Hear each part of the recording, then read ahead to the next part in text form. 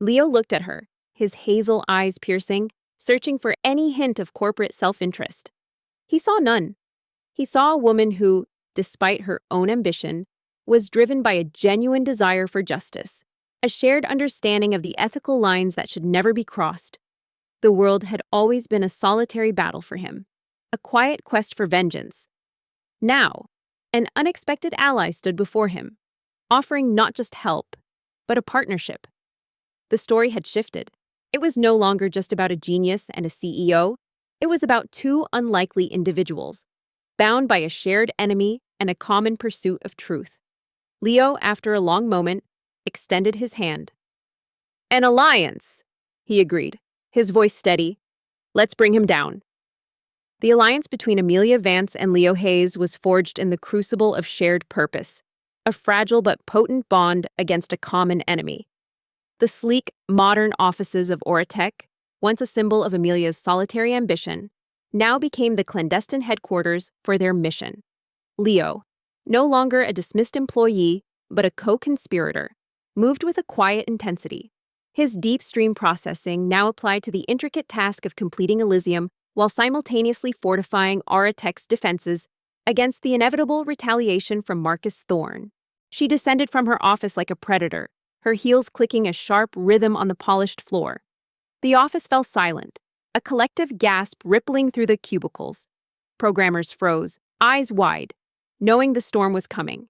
Amelia stopped directly in front of Leo's desk, her shadow falling over his slumbering form. Their initial steps were cautious. Amelia, leveraging her legal team, began meticulously building a case against quantum dynamics, compiling the evidence of intellectual property theft and corporate malfeasance. Leo, meanwhile, worked tirelessly on Elysium, pushing its empathetic AI capabilities to unprecedented levels. Knowing that its completion was the ultimate weapon against Thorne, he also implemented a series of advanced, almost invisible firewalls and intrusion detection systems within Oratech's network, anticipating Thorne's next move. "Mr. Hayes," her voice, though low, carried the force of a thunderclap. "Is this what you call contributing to Project Chimera?" And Thorne, true to form, did not disappoint. Marcus Thorne, a man who had built his empire on deception, felt the subtle shift in the industry's currents. He heard whispers of Oratech's renewed vigor, of Amelia Vance's unusual focus, and most disturbingly, of Leo Hayes' reappearance. Thorne, a master manipulator, understood that the best defense was a preemptive strike. Leo stirred, a slow, languid stretch, before his eyes fluttered open. They were a startling shade of hazel, clouded with sleep, but with an underlying sharpness that Amelia almost missed. He blinked, then slowly sat upright, a faint indentation from the keyboard imprinted on his cheek.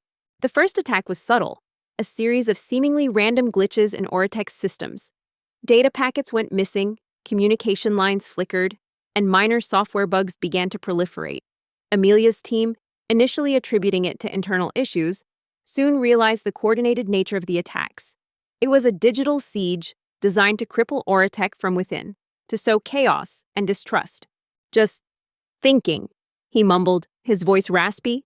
"It's like a ghost in the machine." Mark, the head of engineering, reported, his face grim. "Every time we patch one vulnerability, two more appear. It's sophisticated, almost surgical." Amelia's jaw tightened. "Thinking. While the rest of your team is working around the clock, you are thinking in your dreams. Do you understand the gravity of this project, Mr. Hayes? Do you understand what's at stake for this company?" Leo, working with a focused intensity that bordered on trance, confirmed their suspicions. "It's Thorne," he stated, his voice devoid of emotion. "He's using a blend of advanced persistent threats and social engineering. He's not just attacking our network, he's trying to compromise our people, our trust." A few of his colleagues shifted uncomfortably, glancing at each other. Sam, a burly programmer with a kind face, cleared his throat hesitantly. "Ms. Vance, Leo actually solved the data integration bug last night. He just works differently." Then came the rumors. Whispers began to circulate through the industry, insidious and damaging.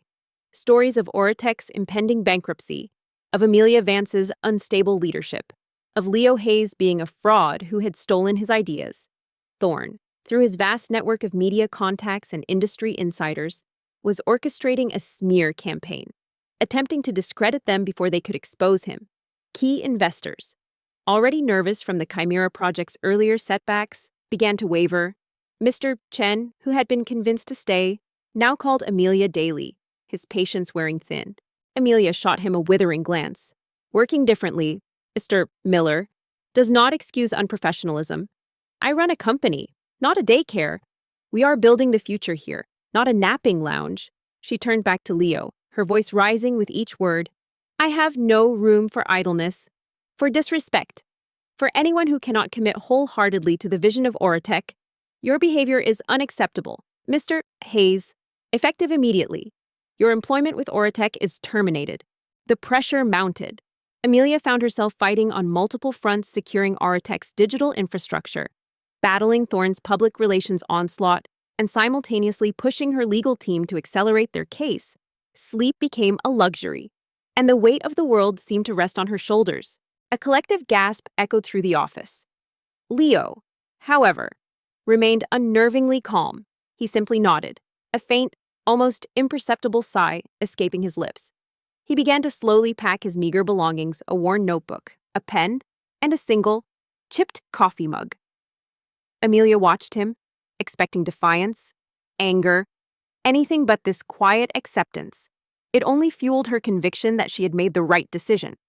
He was clearly unmotivated, a drain on her meticulously crafted machine. As he walked away, a silent figure amidst the stunned faces of his former colleagues, Amelia felt a brief, fleeting pang of something she couldn't quite name, but she quickly dismissed it. Business was business, and in her world, there was no room for weakness. The biting wind of the city streets was a stark contrast to the climate-controlled comfort of Oratech, but Leo barely noticed. The dismissal had been swift, public, and utterly predictable. He carried his meager box of belongings, not with resentment, but with a quiet sense of detachment. To Amelia Vance, he was an idler, a slacker who dared to sleep on the job. To Leo, those moments of sleep were the most intensely productive periods of his day. They were his sanctuary, a mental landscape where complex algorithms danced and intricate data structures blossomed into elegant solutions. His mind, a labyrinth of interconnected thoughts and calculations, required a unique form of focus, a deep dive into the subconscious that mimicked slumber to the outside world. But Leo remained a steady, unwavering presence. He worked through the nights, fueled by a quiet determination, his naps now more frequent and deeper, as his mind wrestled with the escalating complexity of Thorne's attacks and the final intricacies of Elysium. He discovered hidden backdoors, neutralized sophisticated malware, and even managed to trace some of Thorne's digital footprints back to quantum dynamics, bolstering Amelia's legal case. He found solace in the anonymity of the bustling streets, a stark contrast to the suffocating scrutiny of the corporate world. His home was a small, sparsely furnished apartment above a quiet bookstore, a place where the scent of old paper and fresh coffee offered a different kind of comfort. There were no gleaming surfaces, no high-tech gadgets, just a battered laptop and a stack of well-worn textbooks. This was his true office, the crucible where his real work took place. One evening, as the city lights twinkled outside Amelia's office, she watched Leo, hunched over his laptop, a faint glow illuminating his face. He was in his deep stream state, his breathing shallow and even. She felt a surge of respect, and something more. This wasn't just about business anymore. This was a battle for justice, for truth, and for the legacy of two brilliant, wronged scientists. The stakes were higher than ever, and the enemy was formidable. But with Leo by her side, Amelia felt a flicker of hope. They would bring Thorne down, no matter the cost. The alliance between Amelia and Leo, initially a beacon of hope, was now a constant, high-stakes battle against the insidious machinations of Marcus Thorne. Thorne, sensing the growing threat from Oratech, escalated his attacks, moving beyond digital sabotage and rumor-mongering to more direct and damaging interference. His goal was clear: to cripple Oratech financially and reputationally, ensuring that any truth Amelia and Leo uncovered would be dismissed as the desperate cries of a failing company. Leo Hayes was an enigma. An orphan from a young age, he had grown up in the harsh embrace of the city's underbelly, navigating poverty and neglect with an intellect that burned brighter than any hardship.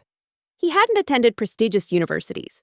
His education came from discarded books, online forums, and an insatiable curiosity that drove him to dissect and understand every piece of technology he could get his hands on. His IQ, if anyone had bothered to measure it, would have shattered conventional scales, easily surpassing 500. But numbers meant little to Leo. His currency was understanding, his passion, creation. The first major blow came in the form of a meticulously orchestrated supply chain disruption. Auratech relied heavily on a few key component manufacturers for their hardware. Suddenly, orders were delayed, shipments went missing, and prices for essential parts skyrocketed.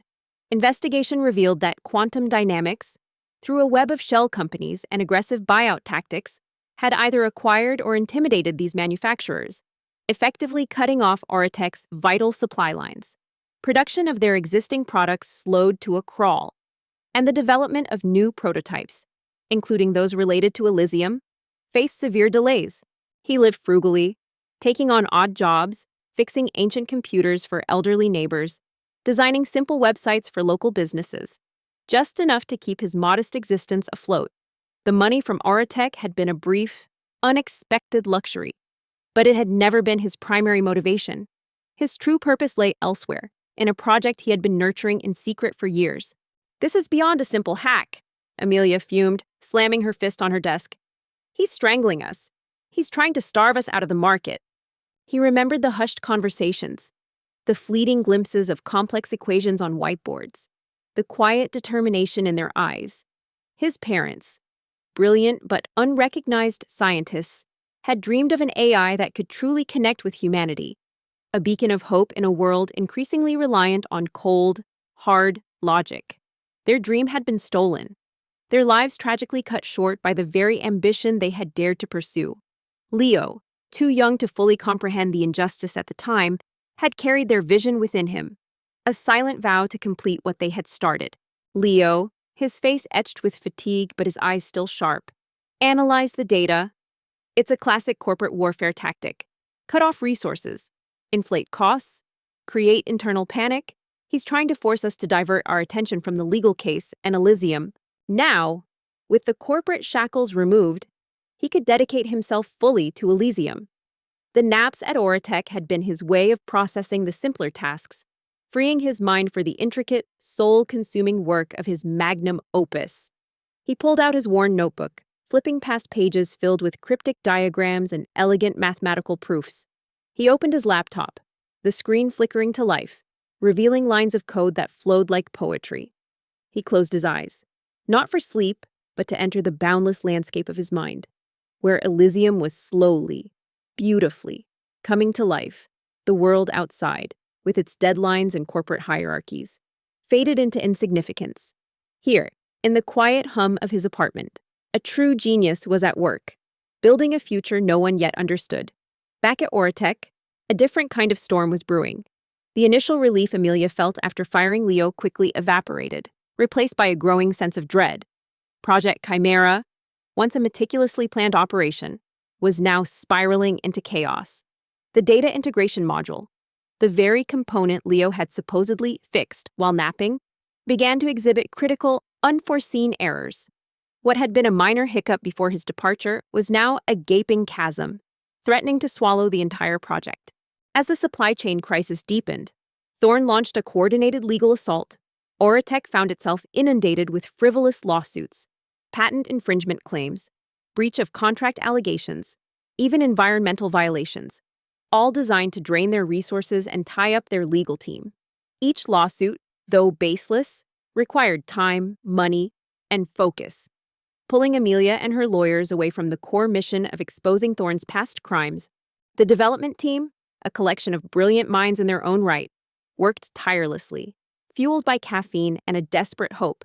But every solution they proposed seemed to create new problems. Every patch a temporary bandage on a festering wound. The elegant, almost intuitive flow of the code that Leo had contributed was now a tangled mess without his guiding hand. They found themselves staring at lines of code that, on the surface, seemed simple, yet held a complexity that eluded their understanding. It was as if a crucial piece of the puzzle had been removed, leaving an incomplete and baffling picture. The media, already swayed by Thorne's earlier smear campaign, began to amplify these new scandals. Headlines screamed about Oratech's unstable foundations and questionable ethics. Investor confidence plummeted further. Mr. Chen, the key investor, called an emergency meeting, his voice tight with barely concealed anger. "It's like he built a bridge, but only he knew how to walk on it," muttered Sarah, the lead architect, her face pale with exhaustion. "We're missing something fundamental here, something he understood instinctively." "Amelia, what is going on?" Mr. Chen demanded, his face grim. "My board is asking serious questions. These lawsuits, the supply issues, it's a bloodbath. You assured me Oratech was stable." Amelia, usually composed, felt a cold knot of anxiety tightening in her stomach. The investor meeting was looming, and the news was grim. Mr. Chen, a notoriously demanding venture capitalist whose firm had poured millions into Oratech, was threatening to pull out. His investment was not just capital. It was a vote of confidence that Oratech desperately needed to maintain its standing in the cutthroat tech industry. Without it, the company's future and Amelia's reputation hung by a thread. Amelia, despite the immense pressure, remained outwardly calm. She presented the evidence of Thorne's sabotage, the links between quantum dynamics and the supply chain disruptions, the coordinated nature of the lawsuits. "This is a targeted attack. Mr. Chen, Thorne knows we're close to exposing his past. He's desperate. What's the status on the data integrity protocols?" Amelia demanded, her voice sharper than usual during a tense morning meeting. Mr. Chen listened, his expression unreadable. "Desperate men do desperate things. Amelia. But desperate companies, they go bankrupt. I need results. Fast." He gave her an ultimatum: resolve the issues within 2 weeks, or his firm would pull their entire investment. "Still failing, Ms. Vance," replied Mark, the head of engineering, his shoulders slumped. "We've tried every workaround, every alternative algorithm. It's like the system is designed to reject anything but what Leo had in place." The weight of the world now truly rested on Amelia's shoulders. Oratech was bleeding money, their reputation was in tatters, and the clock was ticking. She watched Leo, who had retreated into his deep stream state, working feverishly on Elysium and simultaneously devising countermeasures against Thorne's relentless attacks. He was Oratech's last hope, the only one who could outmaneuver a mind as cunning as Thorne's. Amelia leaned back in her chair, her gaze fixed on the sprawling city skyline outside her window. She remembered Leo's quiet, almost serene demeanor as she fired him. His mumbled, "Just thinking." The faint, almost imperceptible sigh. Had she been too quick to judge, too blinded by her own rigid definition of professionalism? One evening, as the city lights blurred outside her office window, Amelia found Leo slumped over his keyboard, not in his usual nap, but genuinely exhausted. She gently placed a hand on his shoulder. "Are you all right?" In a desperate attempt to salvage something, she ordered the team to meticulously comb through all of Leo's past work. Every line of code, every design document. What they found was both frustrating and astonishing. Scattered throughout his files were cryptic notes, scribbled on digital margins, embedded in comment blocks, even tucked away in obscure, unused folders. They weren't formal documentation, but rather abstract thoughts, philosophical musings, and highly condensed, almost poetic equations. He stirred, his eyes opening slowly. "He's good," Leo rasped, referring to Thorne. "He's very, very good at this. But he's predictable in his ruthlessness. He underestimates the human element. He underestimates empathy." One note, found buried deep within a forgotten directory, read, "The true intelligence lies not in the answer, but in the question it learns to ask." Another, scrawled on a virtual sticky note, simply stated, "Empathy is the ultimate algorithm." And then there were the diagrams, intricate and beautiful, illustrating data flows that seemed to defy conventional logic, yet promised unparalleled efficiency. Amelia smiled faintly. "Then let's show him what empathy can do." The battle was reaching its climax, and the stakes couldn't be higher. They were fighting not just for Oratech's survival, but for justice, for truth, and for the legacy of two brilliant, wronged scientists. The 2-week ultimatum from Mr. Chen hung over Oratech like a guillotine. The supply chain was still fractured. The lawsuits piled high, and Thorne's media campaign continued to chip away at their credibility. Yet, amidst the chaos, a singular focus remained: Elysium. Leo, fueled by an almost superhuman resolve, pushed through the final, most complex stages of his parents' AI.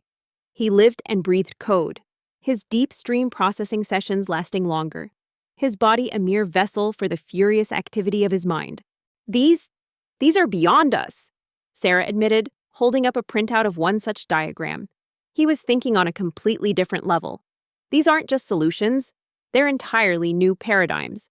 Amelia, though exhausted, matched his intensity. She managed the external pressures, deflecting legal attacks, negotiating with suppliers, and subtly feeding information to sympathetic journalists who were beginning to question Thorne's impeccable facade. She knew that the true weapon was not a legal brief or a press release, but the undeniable truth that Elysium would unveil. Amelia stared at the notes, a strange mix of awe and regret washing over her. The man she had dismissed as lazy was clearly operating with a mind far superior to anyone she had ever encountered. The pieces of the puzzle were slowly beginning to align, painting a picture of a genius she had failed to recognize, a talent she had carelessly discarded. The weight of her hasty decision pressed down on her, heavier than any corporate deadline. She had to find him, not just for Oratech, but for something far more profound. The realization hit Amelia Vance with the force of a physical blow. The man she had so carelessly dismissed was not merely competent, he was a phenomenon. The cryptic notes, the unraveling project, the looming threat from Mr. Chen. It all pointed to one undeniable truth. Leo Hayes was a genius, and she had made a catastrophic error. The initial regret morphed into a desperate urgency. She had to find him, not just for Oratech's survival, but to understand the depth of her misjudgment. The breakthrough came on the 14th day, just hours before Mr. Chen's final deadline. Leo emerged from a marathon nap, his eyes blazing with a quiet triumph. "It's done," he announced, his voice hoarse but clear. "Elysium is complete." Amelia initiated a discreet search, avoiding any official channels that might alert the industry to Oratech's internal struggles. Her first lead was Sam, Leo's former colleague, the one who had tried to defend him during his public dismissal. Sam, initially wary, eventually agreed to meet her at a quiet cafe, far from the prying eyes of the office. Elysium was more than just an AI, it was a digital consciousness, capable of processing information with unparalleled speed, and, crucially, understanding the nuances of human emotion. It was the culmination of his parents' dream, refined and perfected by Leo's unparalleled genius. But its immediate purpose was far more practical: to expose Marcus Thorne. "He's different, Ms. Vance," Sam began, stirring his coffee. "Leo doesn't fit into boxes. He doesn't think in linear paths. When he naps, he's actually entering a hyper-focused state. He calls it deep stream processing. His mind just works so fast, so intensely, that his body needs to shut down to keep up." Leo connected Elysium to a secure, isolated network. With Amelia watching intently, he began to feed it the meticulously gathered evidence against Thorne: the old contracts, the leaked emails, the financial records of shell companies, the timestamps of the original intellectual property theft. Elysium, with its advanced analytical capabilities, didn't just process the data, it understood the narrative, the intent, the emotional footprint of Thorne's betrayal. Amelia listened, her skepticism slowly eroding. "Deep stream processing," she repeated, a frown creasing her brow. It sounded like something out of a sci-fi novel. "He built layers of obfuscation," Leo explained, his fingers flying across the keyboard, "but Elysium can see through them. It's not just about the data, it's about the patterns of deception, the emotional manipulation embedded in his actions." Sam nodded. He explained it once, said his brain processes information at such a rapid rate that external stimuli become a distraction, so he tunes them out. It's not sleep, not really. It's a form of extreme meditation, almost a self-induced coma, where he can visualize entire code architectures in his head, run simulations, debug complex systems. He sees the whole picture, not just the individual lines. What Elysium uncovered was damning. It wasn't just a simple theft. Thorne had systematically dismantled Elias and Lena's lives, using their own research against them, fabricating evidence, and even orchestrating events that led to their financial ruin and, ultimately, their tragic deaths. The AI presented a detailed, irrefutable timeline, cross-referencing every piece of evidence with chilling precision. It even identified a hidden, encrypted ledger within quantum dynamics' own servers, a black book, where Thorne had meticulously documented his illicit dealings and the true origins of his company's foundational technology. He then recounted anecdotes Leo solving impossible bugs with a single, seemingly random line of code after a nap, predicting system failures months in advance, designing elegant solutions that baffled even the most seasoned engineers.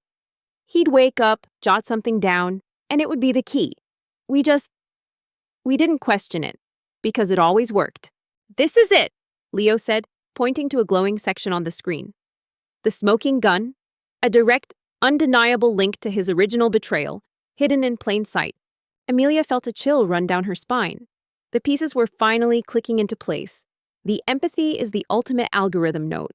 The diagrams that defied conventional logic. They weren't just abstract thoughts. They were glimpses into a mind that operated on a completely different plane.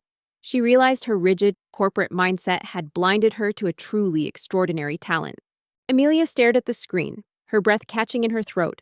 The sheer audacity, the cold calculation of Thorne's actions was sickening. But the evidence was undeniable. Armed with Sam's insights, Amelia broadened her search. She hired a private investigator, not to track Leo's movements, but to discreetly uncover his background. What they found was a stark contrast to the image of the lazy employee she had cultivated. Leo lived in a modest, almost Spartan apartment. He volunteered at a local community center, teaching coding to underprivileged children. He spent his evenings poring over academic papers and obscure scientific journals, not for a degree, but for a pure intellectual pursuit. The next morning, Amelia called an emergency board meeting, inviting not just Mr. Chen and the other investors, but also key figures from the industry, regulatory bodies, and a select group of trusted journalists. The atmosphere was tense, skeptical. Thorne, anticipating a desperate plea from Amelia, had already prepared his own counter-narrative, painting her as a failing CEO grasping at straws. Then came the truly astonishing revelation. The investigator uncovered a series of anonymous patents filed over the past 5 years, each one a groundbreaking innovation in AI, data compression, or network security. They were game changers, technologies that had quietly revolutionized various niche industries. Yet their creator remained unknown. Further digging revealed a trail of open-source contributions under pseudonyms, elegant solutions to complex problems that had stumped entire research teams. The sheer volume and quality of these contributions were staggering, pointing to an intellect that was not just brilliant, but prolific. Amelia, however, did not plead. She stood tall, her voice clear and unwavering. Today, we are not here to discuss Oratech's current challenges, but to expose a profound injustice that has corrupted our industry for years. Amelia stared at the reports, a mix of awe and profound shame washing over her. The man she had fired for sleeping at his desk was not just a genius, he was a quiet titan, a hidden force shaping the very landscape of technology. He wasn't lazy, he was simply operating on a level she couldn't comprehend, a level that transcended the mundane rhythms of office life. The weight of her hasty decision pressed down on her, heavier than any corporate deadline. She had to find him, not just for Oratech, but for something far more profound, to right a wrong, and perhaps to learn from a truly unconventional mind. Amelia Vance, a woman accustomed to commanding boardrooms and closing multi-million-dollar deals, felt a strange nervousness as she stepped into the daily grind. A small, unassuming cafe tucked away on a quiet side street. The air was thick with the scent of roasted coffee beans and old books, a stark contrast to the sterile, high-tech environment of Oratech. And there he was, behind the counter, wiping down an espresso machine with a methodical calm that belied his true intellect. Leo Hayes, the man she had publicly fired, the genius she had so profoundly underestimated. Then, Leo, with a quiet confidence, began his presentation. He didn't just show documents, he used Elysium to visually reconstruct the timeline of Thorne's betrayal, presenting the evidence with a clarity and emotional resonance that was impossible to ignore. The AI displayed the stolen research, the fabricated documents, the financial transfers, all culminating in the chilling revelation of the Black Book and its contents. The audience watched in stunned silence as the truth, meticulously laid bare by a compassionate AI, unfolded before their eyes. He looked up as the bell above the door chimed, his hazel eyes, once clouded with sleep, now sharp and observant. A flicker of recognition, then a guarded neutrality, crossed his face. "Can I help you?" he asked, his voice even, devoid of any surprise or resentment. The room erupted. Journalists scrambled to report, investors gasped in disbelief, and the board members of Oratech looked on with a mixture of horror and vindication. Marcus Thorne's carefully constructed empire, built on lies and stolen dreams, began to crumble in real time. The truth, finally, had come to light. The aftermath of Leo's presentation was nothing short of a seismic shockwave through the tech world. The meticulously documented evidence, presented with the irrefutable clarity of Elysium, left no room for doubt. Marcus Thorne, once the untouchable titan of quantum dynamics, was exposed as a ruthless thief and a manipulator who had built his empire on the stolen dreams and tragic demise of Elias and Lena Hayes. Amelia felt a flush creep up her neck. This was harder than she anticipated. "Leo," she began, her voice softer than usual. "We need to talk." The legal repercussions were swift and merciless. Within hours of the board meeting, Thorne was arrested on multiple charges, including corporate espionage, intellectual property theft, and fraud. The news spread like wildfire, dominating headlines and sending shockwaves through the stock market. Quantum Dynamics, once a formidable competitor, saw its stock plummet, its reputation shattered, and its assets frozen. The company, built on a foundation of lies, began to unravel at an astonishing pace. He gestured to a small, unoccupied table in the corner. "I'm on my break in 5 minutes." Oratech, once teetering on the brink of collapse, experienced a dramatic reversal of fortune. The initial skepticism from investors transformed into awe and admiration. Mr. Chen, his face beaming with relief and renewed confidence, personally apologized to Amelia for his earlier doubts. The media, which had once painted Oratech as unstable, now hailed Amelia Vance as a visionary leader who had championed justice, and Leo Hayes as the quiet genius who had brought down a corrupt empire. She waited, a CEO reduced to a customer, watching him serve a latte with the same meticulous care he might apply to debugging a complex algorithm. When he finally joined her, a steaming mug of black coffee placed before him, the silence stretched, heavy with unspoken history. The most profound shift, however, occurred within Oratech itself.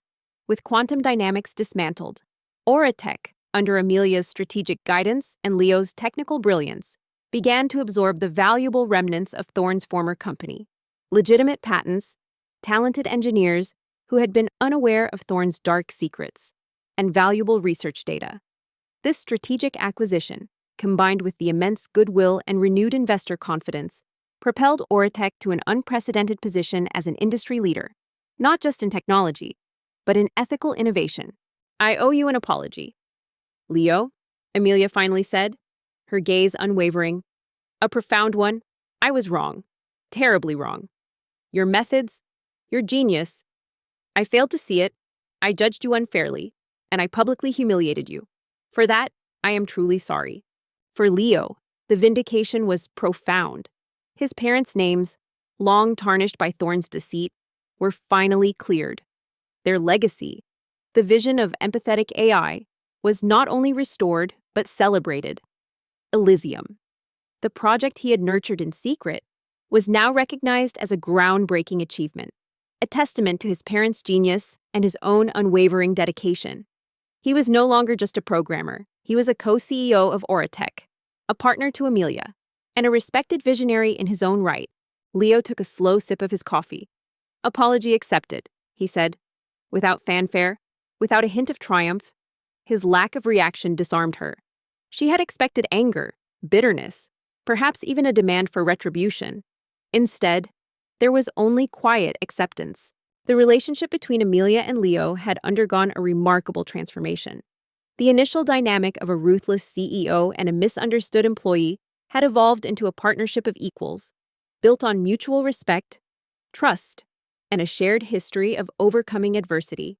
Amelia, once driven solely by ambition and a need for control, had found a new purpose in justice and ethical leadership.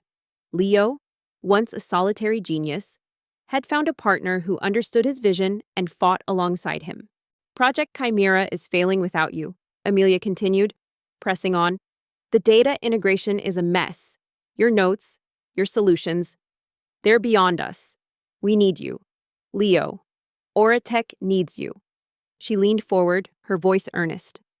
I'm offering you your job back, a significant promotion, a leadership role, full autonomy over your working hours and methods. Whatever it takes, name your price. Their offices, once separated by a glass wall, were now connected by an open doorway, a symbolic representation of their collaborative leadership. Amelia often found herself watching Leo, not with the critical eye of a boss, but with a quiet admiration. He still closed his eyes at his desk. But now, she knew, he wasn't sleeping. He was deep stream processing, envisioning new possibilities, building new futures. And sometimes, he would open his eyes, catch her gaze, and offer a faint knowing smile. The world had been set right, and together, they were ready to build something truly extraordinary. The dust settled, but the echoes of the seismic shift reverberated throughout the industry. Auratech, under the joint leadership of Amelia Vance and Leo Hayes, was no longer just a company. It was a symbol of integrity, of innovation, and of the profound power of truth. Their story, once a corporate drama, had become an inspiring narrative of justice served and a new era dawning. Leo set his mug down, his eyes meeting hers. It's not about the money, Ms. Vance, or the title, or the autonomy. He paused, a distant look in his eyes. I don't work for fame or fortune. My work, it's for something else. Something far more personal. Amelia, once a solitary figure driven by an almost obsessive need for control, found profound liberation in her partnership with Leo. His unconventional brilliance complemented her strategic acumen, creating a synergy that propelled Auratech to new heights. She had learned to trust, to delegate, and most importantly, to see beyond the conventional, embracing the very unconventional methods she had once scorned. Her sharp edges softened, replaced by a quiet confidence born of shared purpose and ethical triumph. She still commanded, but now she also collaborated, her leadership infused with a newfound empathy that mirrored the core of Elysium. Amelia frowned. What do you mean? Leo, no longer an isolated genius, thrived in this new environment. The quiet vindication of his parents' legacy fueled his creativity. He continued to push the boundaries of AI, not for personal gain, but for the betterment of humanity. Elysium, now a central pillar of Auratech's research and development, was being refined to address global challenges, from healthcare diagnostics to environmental sustainability. He still retreated into his deep stream processing states. But now, they were not just for problem solving. They were for envisioning a future where technology served compassion. The faint, knowing smile he sometimes shared with Amelia spoke volumes of their unspoken understanding, a bond forged in adversity and cemented by shared success. My parents, he began, his voice barely above a whisper. They were scientists, brilliant but overlooked. They had a vision for AI, a dream of creating something truly empathetic, something that could understand and heal. Their work was stolen, their lives cut short because of it. His jaw tightened, a flicker of pain in his eyes. My project, the one I was working on when I was sleeping at your desk, is their legacy. It's my promise to them. I can't abandon it for a corporate project, no matter how groundbreaking. Their offices, once separated by a glass wall, were now connected by an open doorway, a symbolic representation of their collaborative leadership. Amelia often found herself watching Leo, not with the critical eye of a boss, but with a quiet admiration. He still closed his eyes at his desk. But now, she knew, he wasn't sleeping. He was deep stream processing, envisioning new possibilities, building new futures. And sometimes, he would open his eyes, catch her gaze, and offer a faint knowing smile. The world had been set right, and together, they were ready to build something truly extraordinary. Amelia felt a jolt. This was the deeper reason Sam had hinted at, the hidden purpose behind his unconventional genius. This wasn't just about a job, it was about a sacred mission. His refusal, delivered with such quiet conviction, was not a slight, but a profound statement of principle. It humbled her in a way no corporate setback ever could. She had always seen people as cogs in a machine, their worth measured by their output. Leo, however, was a human being driven by a powerful personal truth, a truth that transcended the bottom line. She saw him not as a dismissed employee, but as an individual of immense integrity and unwavering purpose. And in that moment, Amelia Vance, the ruthless CEO, began to see the world, and herself, through a different lens. Leo's quiet revelation about his parents' stolen work and tragic deaths resonated deeply within Amelia Vance. The initial shock gave way to a chilling realization. This wasn't just a personal tragedy for Leo. It was a grave injustice, a corporate crime that had gone unpunished. Her own company, Auratech, had been built on the principles of innovation and integrity, values that now felt tarnished by the shadow of such a betrayal in the industry. The name Quantum Dynamics echoed in her mind, her largest competitor, a company led by Marcus Thorne, a man whose reputation for ruthless ambition was legendary. Amelia's father, a visionary in his own right, had often spoken of Thorne with a mixture of respect and unease, hinting at a past connection that Amelia had never fully understood. The final scene unfolded months later, in a bustling Auratech campus that hummed with renewed energy. Leo, now a respected co-CEO, sat at his desk, his eyes closed, a faint, contented smile on his lips. He wasn't solving a bug or designing a new system. He was simply visualizing, dreaming of the future. Amelia walked by, a stack of reports in her hand, and paused. She looked at him, no longer seeing the lazy employee she had once dismissed, but the extraordinary partner who had helped her redefine success. She smiled, a genuine, warm smile, and continued on her way, knowing that with Leo by her side, Auratech's future was limitless. Driven by a newfound sense of purpose that transcended mere business, Amelia decided to delve deeper. She used her extensive network, her access to corporate databases, and the discreet investigative resources she had employed before. This time, her focus was not on Leo, but on his parents, Dr. Elias Hayes and Dr. Lena Petrova, and their connection to quantum dynamics. Thanks for watching.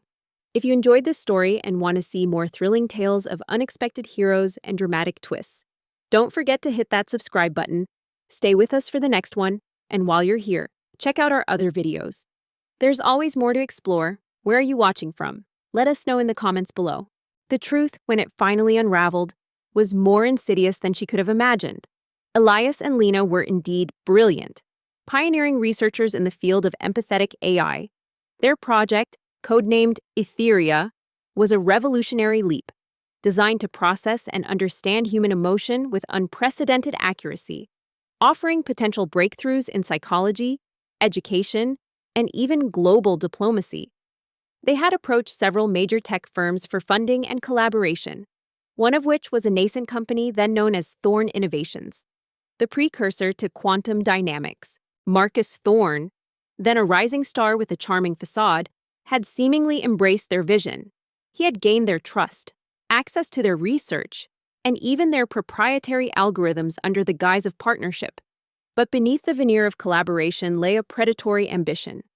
Thorne had systematically extracted their core intellectual property, then abruptly cut ties, leaving Elias and Lena financially ruined and their groundbreaking work exposed. The final devastating blow came when Thorne Innovations launched its own breakthrough AI, strikingly similar to Etheria. Just months later, the stress, the legal battles, and the profound sense of betrayal had taken a toll on Leo's parents, leading to a tragic accident that Amelia now suspected was far from accidental. Amelia felt a cold fury simmer within her. This wasn't just corporate espionage, it was intellectual theft, a destruction of lives and legacies. She saw the parallels to her own relentless drive, but also the stark difference in their moral compasses. Thorne had built his empire on deceit and the ruins of others' dreams. Leo's silent mission, his dedication to Elysium, was not just a promise to his parents, it was a quiet pursuit of justice. Armed with irrefutable evidence, old contracts, leaked emails, and a meticulously cross-referenced timeline of patent filings, Amelia returned to Leo's small apartment. The air between them was different now, no longer strained by past misunderstandings, but charged with a shared understanding of a profound wrong. "Leo," she began, holding out a thick folder, "I found something about your parents. About Thorne." He took the folder, his hands trembling slightly as he opened it. His eyes scanned the documents, widening with each page. The pain of the past, long suppressed, flickered across his face, but beneath it, a new emotion ignited a quiet, burning resolve. It was an AI, but unlike any other, he called it Elysium, a system designed not just to process data, but to understand and respond to human emotion with genuine empathy. It was a monumental undertaking, a fusion of advanced neural networks and deep psychological modeling, far beyond anything Audiobook or any other company was even conceptualizing. This wasn't about profit or market dominance. It was about a promise, a forgotten whisper from a past he rarely spoke of, a legacy he was determined to resurrect. "He stole everything," Leo whispered, his voice hoarse. "He destroyed them." The sterile, chrome and glass interior of Audiobook's headquarters hummed with a tension thick enough to cut with a laser.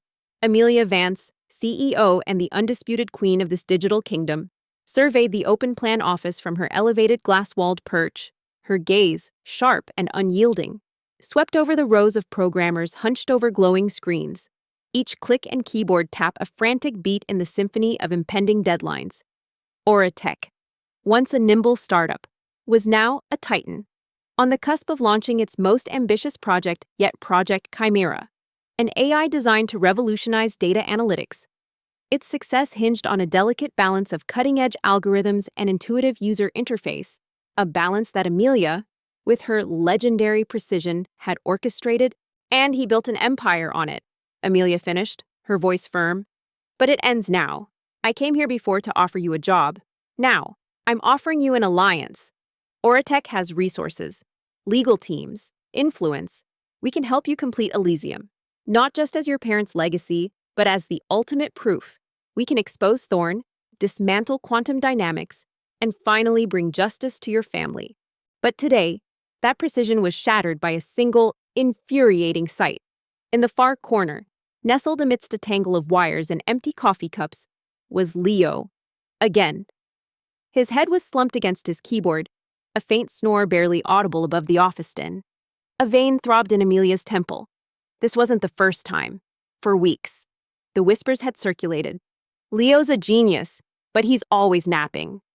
He gets more done asleep than most of us do awake." Amelia had dismissed them as office gossip, the kind of indulgent nonsense that bred complacency. Now, with the Chimera launch just days away and the pressure mounting, his blatant disregard for professionalism was a personal affront.